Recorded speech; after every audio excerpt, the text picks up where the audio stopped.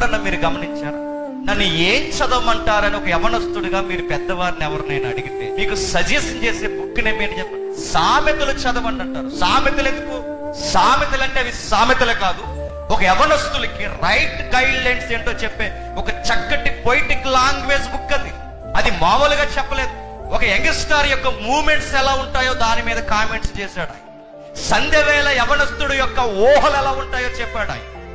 వయసు వచ్చిన ఆడపిల్ల కళ్ళు ఏమెదుగుతాయో చెప్పాడు.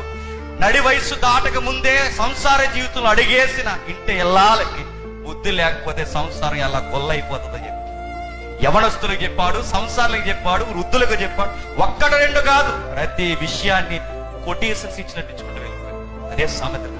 ఆ రోజుల్లో పర్సనాలిటీ డెవలప్మెంట్ అనే ఆ వర్డ్ ఇంకా పుట్టక మునుపే ఒక మనిషిని ఎలా గైడ్ చేయాలో చక్కటి సామెతలు, వేల సామెతలు